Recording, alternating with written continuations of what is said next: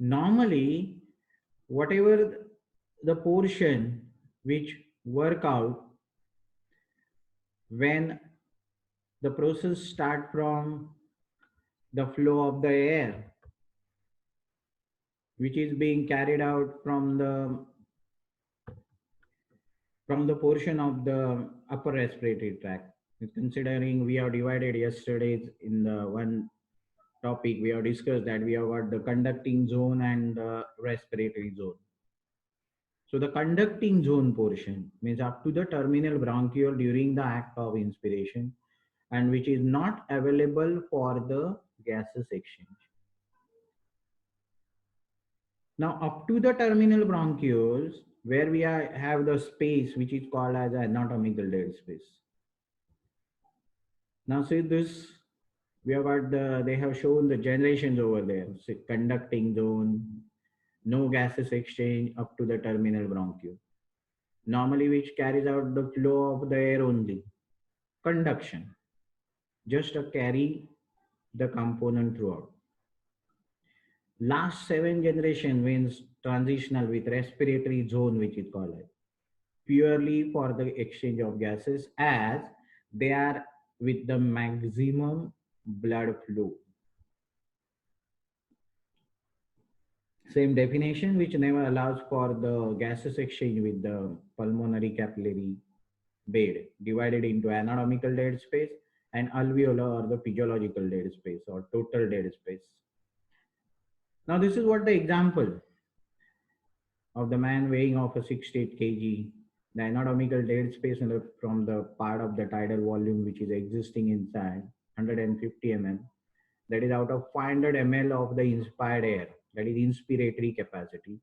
So only 350 ml of the air which is reaches up to the alveoli for the pure gases exchange. The rest of remaining 150 ml is just with the anatomical dead space. Now same thing happens with the expiration. First 150 ml will the dead space air and the last remaining 350 ml will be the alveolar air which is being moved out in the process of expiration. This is the same calculation. Yes. Alveolar ventilation means where we have exactly the exchange of gases.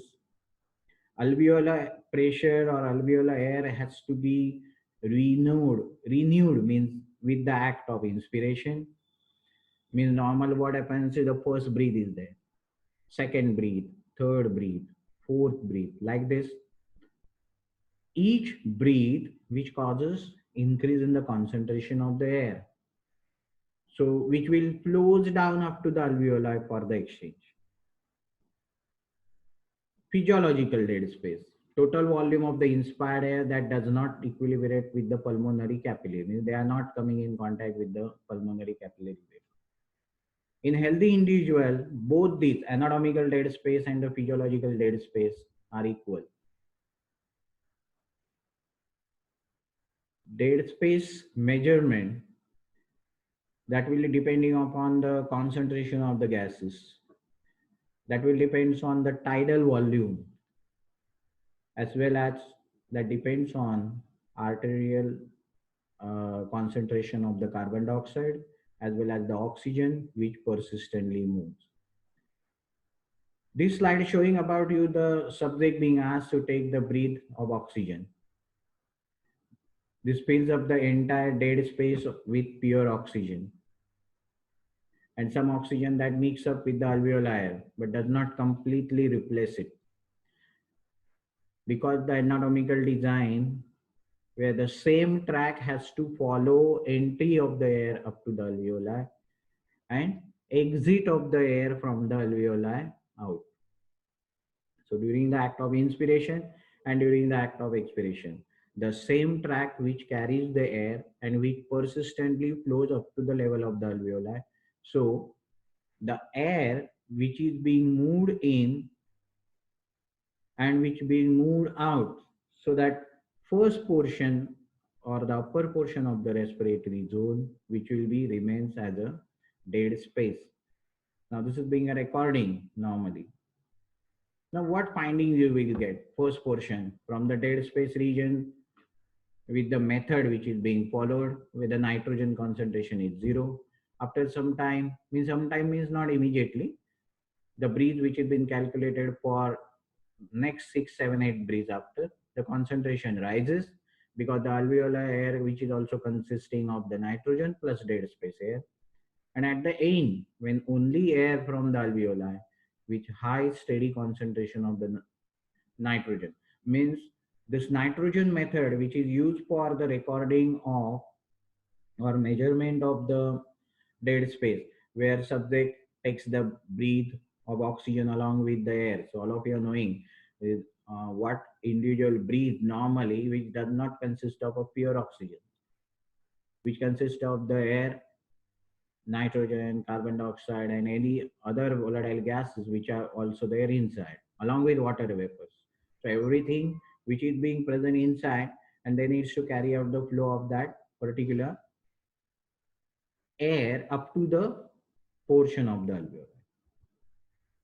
Now this is the calculation. Suppose the gray area means of 30 centimeter square and pink area of 70 centimeter.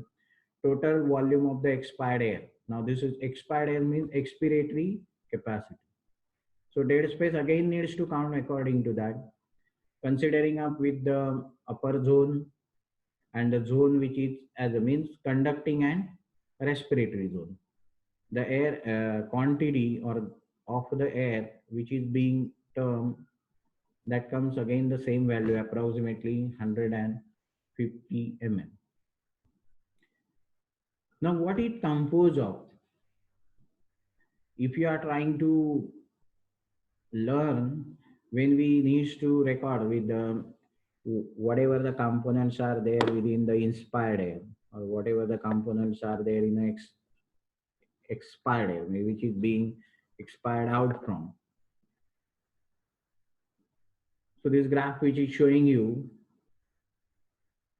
how many milliliters of the air which is expired, pressure of the oxygen and the carbon dioxide in mm of Hg.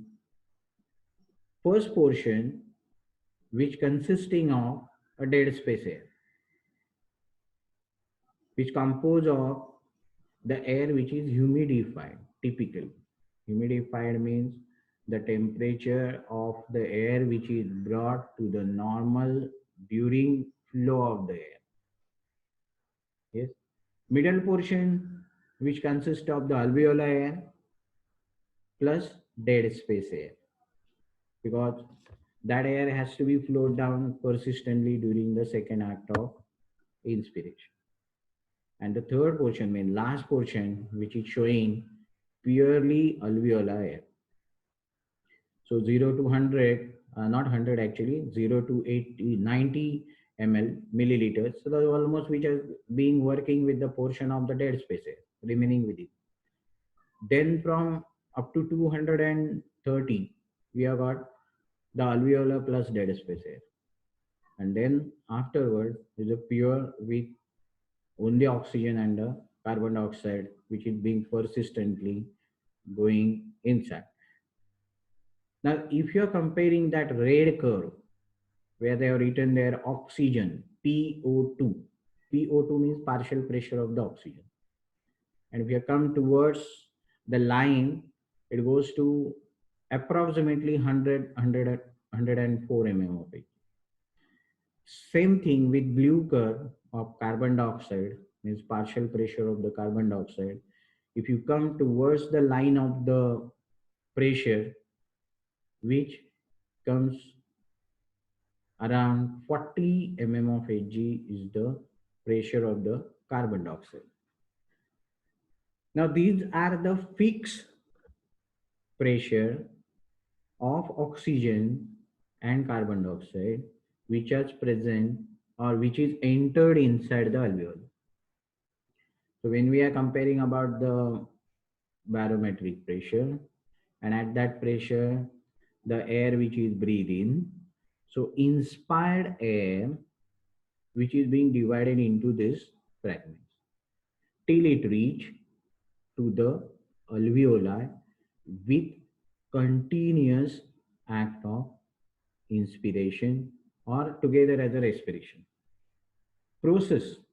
So that's why this graph is also very important that you have to remember.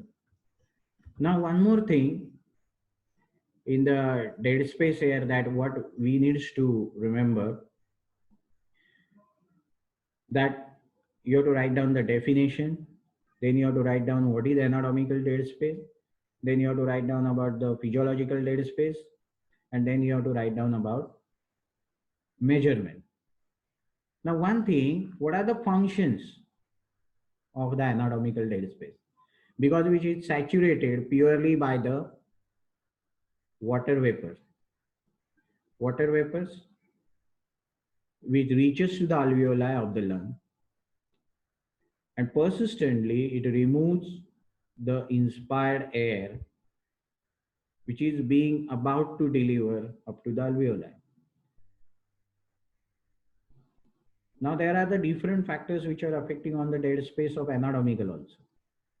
Bronchoconstriction, bronchioles, reflex bronchoconstriction due to the stimulation of the parasympathetic nerve fibers, which basically reduces the act of dead space air.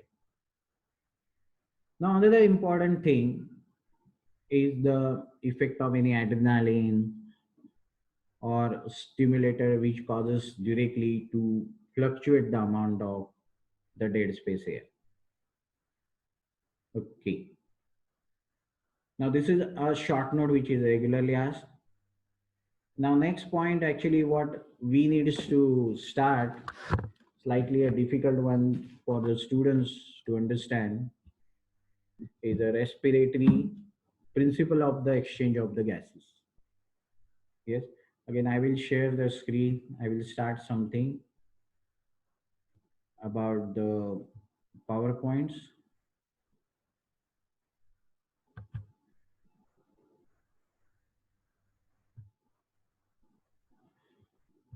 Which is called as actually the pulmonary diffusion. How this process takes place after the dead space. Now we need to work out what are the process which have been worked out in the exchange of gases. Means this is the basic topic of two long questions that what we are going to learn. One is oxygen transport and the second one is the carbon dioxide transport. So this question might be asked as a principle of gases exchange. What it includes. This slide is showing you about the same what we have learned. Pulmonary ventilation, pulmonary diffusion, transport of the gases. Now, what is the main content inside that physics of gas diffusion? Means what do you mean by diffusion? How the gas molecules which have been diffused through? What are the partial pressures of the gas? What do you mean by the partial pressure? What do you mean by the alveolar ventilation? What is the ratio of ventilation and perfusion? Ventilation, that means in and out, simple terminology, in and out flow of the air. Perfusion, perfusion means rate of the flow of the blood. Now, why the blood flow is necessary? To move out the concentration of the gases which are reaching up to the alveoli. So that's why we need to learn the ventilation perfusion ratio. And then what we need to learn exactly is the diffusion of the gases through the respiratory membrane. Now this is the first point where the gas pressure that depends upon the concentration of the molecule. Go back to the physiology. Can you recall back the topic of diffusion where we have already mentioned that the molecular concentration with respect to molecular movement with utilization of own kinetic energy. So diffusion of the gases is the random molecular movement. Means oxygen from the alveoli which has been going up to the tissue or cellular level. Carbon dioxide which is being moved from the cellular level up to the alveoli for the process of expiration. But these gas molecules, which is being transported by simple mechanism which is called as simple diffusion, because of movements of molecules with their source of same or own kinetic energy. So that's why they are moving rapidly or randomly fast, and that will depends on qualities for the movement of the molecules. That will depends on concentration gradient.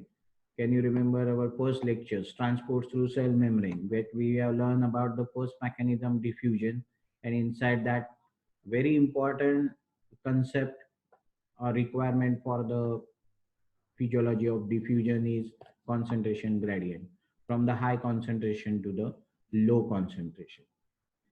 So the total pressure of the gas, which proportion to the concentration of the gas molecules. I'm repeating again, total pressure of the gas proportion to the concentration of the gas molecule. If you have taken the example of the atmospheric air, which consists of nitrogen, carbon dioxide, oxygen, each gas has got its partial pressure, means which is being termed as PO2, PCO2, PN2, like this.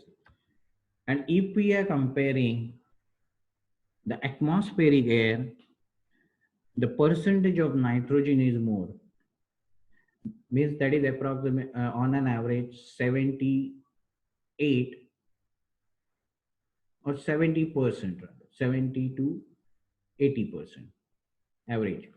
Then we have got approximately 20 to 30% of oxygen. Exact values that we need to measure up with the barometric pressure itself, how much percentage of the nitrogen, how much percentage of the carbon dioxide.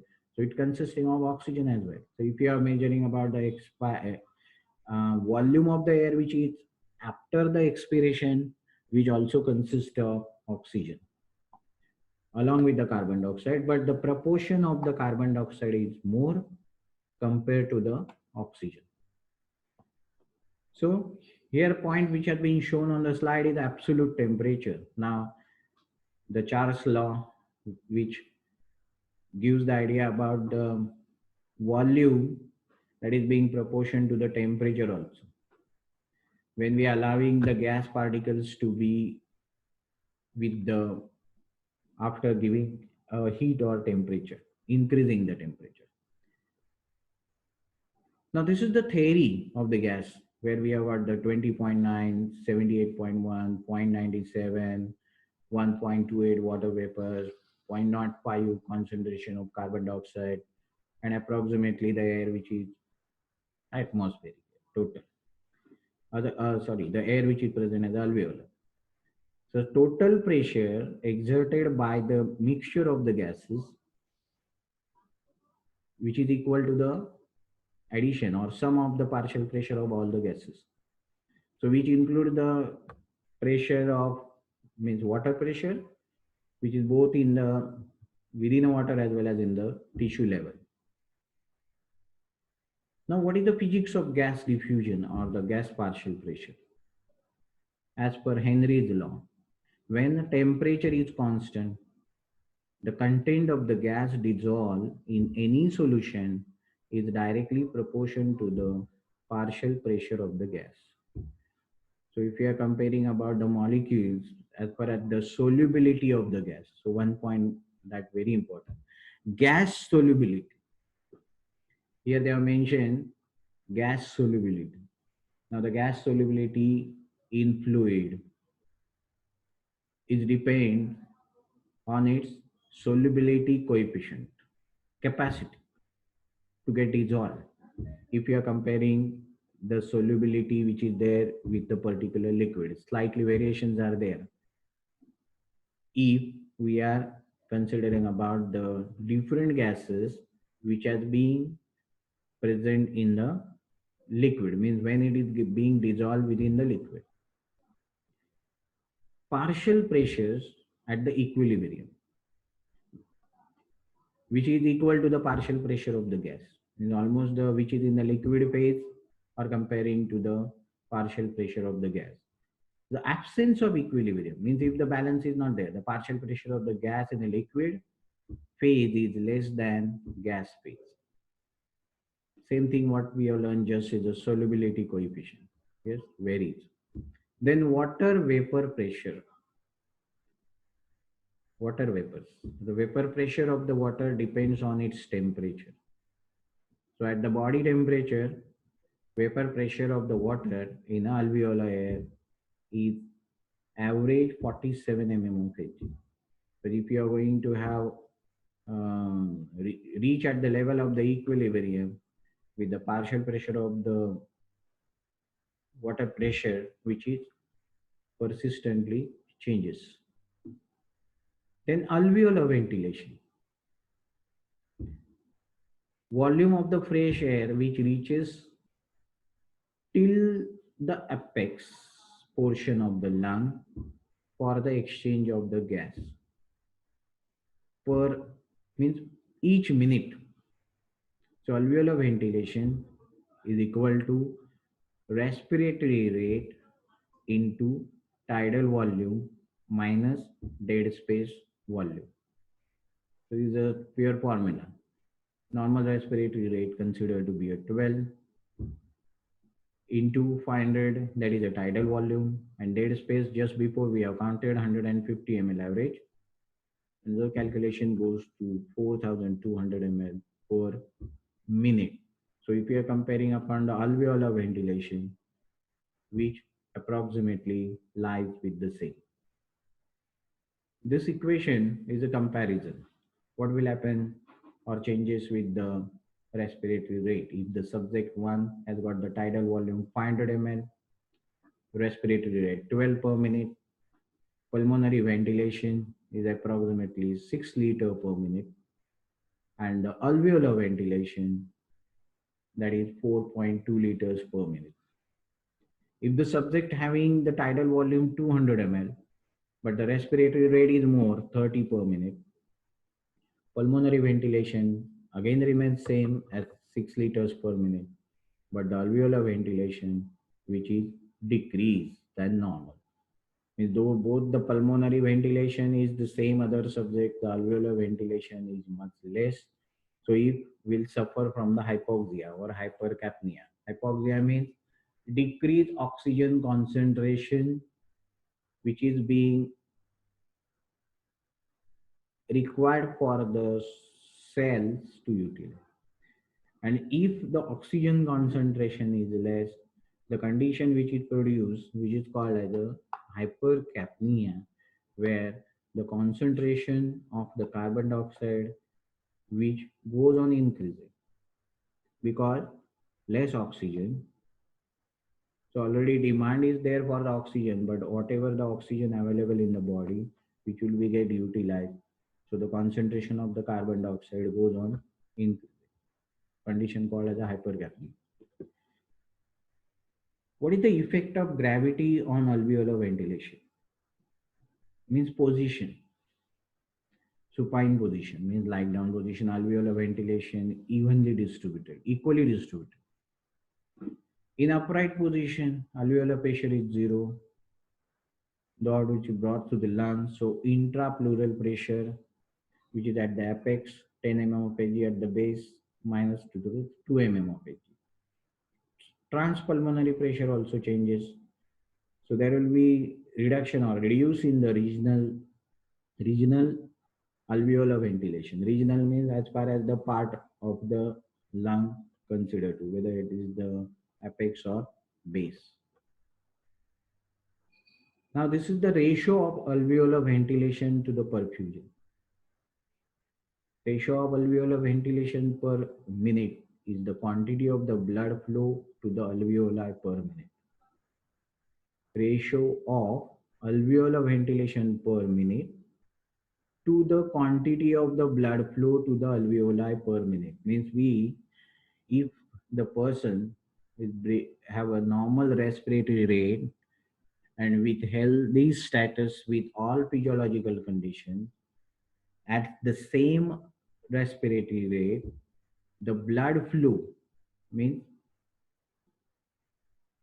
a cardiac output which is being going through the circulation of which is pulmonary. So that will depend on the how much ml of the blood per minute reaches to the alveoli for the gases exchange.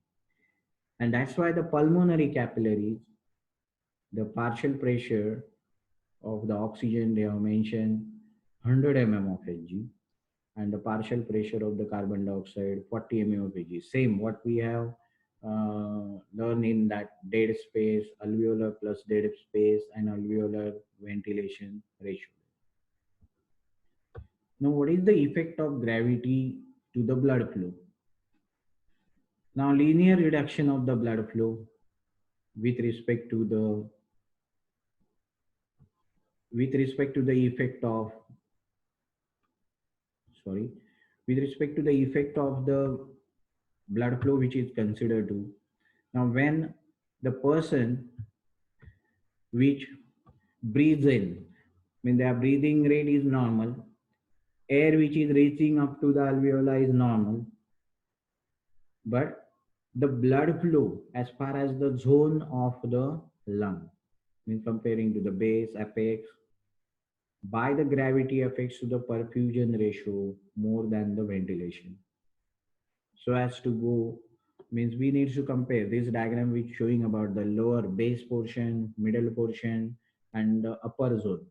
So at the base, which is over perfused, means more rate of the blood. Then compared to the ventilated to the base. So the comparative of the apex to the base of the lung. When so that means the gravity also affects on only not only on the part of the ventilation but also the rate of perfusion, means how much amount of the blood that flows constantly. Now the alveolar air, the volume of the air which is available for exchange, means actual respiratory unit where we have the air. They are categorized with the component. Water vapors dilute the other gases which are within the inspired air. Alveolar air which is renewed very slowly by atmospheric air. Oxygen is constantly being absorbed from the alveolar air, and the carbon dioxide constantly diffused from the pulmonary blood to the alveoli. Means we have the air with the act of each breathe, means first, second, third, like this. This is the same diagram again. We need to understand about the component of expired air also with the same phenomenon.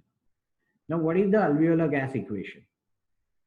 Means relationship between the partial pressure of oxygen and the partial pressure of the carbon dioxide. So PO2 means alveolar air is equal to partial pressure of the oxygen which is there in the inspired air minus partial pressure of the carbon dioxide which is there in alveolar air into the fraction of the oxygen in a dry air plus 1 divided by minus that fraction alveolar fraction of the dry air divided by respiratory quotient. This equation gives you the idea about the respiratory membrane's capacity, how much that will interfere with the amount of the gas which is being needs to float. Now actual respiratory membrane, diffusion of the gases to the respiratory membrane, which are affecting across the respiratory membrane, different factors, means distance is very small, as there is a respiratory membrane directly lining with the capillary. So the perfusion is also good, means rate of blood flow is good. So the effective ventilation perfusion ratio with respect to the gas which constantly going on. So effect of ventilation perfusion ratio on the pulmonary gas exchange, that is important. And the diffusing capacity of the lung. diffusing capacity of gases which are in the lung. So what it consists of in a respiratory unit and membrane, already we are trying to introduce within the first lecture. There is a respiratory unit composed of respiratory bronchial, alveolar ducts, atria, means respiratory atria actually, and then alveoli, and separated by respiratory membrane, which along with the capillary blood flow. This is exactly the diagram with structure of respiratory membrane, which is showing about in and out of oxygen, carbon dioxide, which is moving, and then alveolar epithelium. Same diagram what we have learned there already in the introductory portion, where the capillaries, which are consisting of red blood cells, and they are allowing, when they are coming in direct contact with alveolus, and they are able to follow the specific point where the amount of the oxygen which is moving from alveoli and reaching up to the level of the blood, means perfusion, rate of perfusion, and carbon dioxide which is moving from the blood and coming at the level of the alveoli. Yes. Now, what are the factors that affect on the diffusion across the respiratory membrane? Thickness of respiratory membrane. Second is the surface area of the respiratory membrane. Now, the thickness of the respiratory membrane, where the rate of diffusion is inversely proportional to the thickness. Means if the thickness increases, the pulmonary, which is being increased, then there will be the decrease in the respiratory membrane to allow the gases to diffuse. That's what happens in the pathology, pulmonary edema, fibrosis, where the thickness increases. That's why the gases, means oxygen, which is not able to pass through the barrier. Surface area of the respiratory membrane. And now this includes the alveoli, which are there in the lungs, that are capable for respiration and perfusion, means for the gases exchange. Next, diffusion coefficient. Now, diffusion capacity or the coefficient of carbon dioxide is more compared to the oxygen. We are going to learn in the next topic of oxygen and carbon dioxide. Carbon dioxide has got more capacity to diffuse than oxygen. Next, the pressure gradient across the respiratory membrane. Now, this is the basic factor which is required for the mechanism of gas particles, any process of diffusion to carry out. Pressure gradient, from higher pressure gradient of the concentration to the lower concentration. Now, diffusion and equilibrium of the gases through the respiratory membrane. Now, this slide which is showing you about diffusion of oxygen, alveolar partial pressure is 104 mm of Hg. Pulmonary capillary, we have got the partial pressure of the oxygen is 40 mm of Hg. Pulmonary capillary, that's what we are going to learn afterwards. So the pressure gradient means difference of the pressure of oxygen is approximately 64 mm of Hg. And that's why oxygen which diffuses at faster rate. So driving force for the exchange of the gases between the alveoli and the capillary, that directly or directly depends on the pressure gradient. Pressure difference. Capillary, pulmonary capillary has got the partial pressure of oxygen is 40, and this 64 mm of Hg pressure difference, which causes fastest driving or flow of the oxygen or movement of the oxygen directly inside. Okay, so that will also increases the rate of perfusion also. Equilibrium time means at the peak level what will happen. Yes, so it will provide the maximum period to reach the pulmonary capillaries with utilization of the oxygen. Same as that of with the partial pressure of the carbon dioxide, which are a capillary 46 mm of Hg and alveoli 40. So pressure difference is only 6 mm of Hg, and the equilibrium time is also 0.25 seconds. Now this is what we are going to learn again in the topic of individual gas transport. Yes, means oxygen, carbon dioxide, what will happen? Now, what are the factors that depends? I think I needs to stop the sharing. If you do have working ability, this is a question which is asked as a general concept of gases exchange. Now, till this minute, what we have learned is the general concept, and proper topic I am going to continue in a next lecture. Yes. Now, no one is asking Okay, the sir. Okay. questions. No one is asking the questions. I think only one or two students are able to ask the question. So better you read the topic again and ask the questions on this. Okay. Thank you. Thanks a lot. Okay, sir. Thank you. Thank you. Thank you, sir. Thank you. Thank you, sir.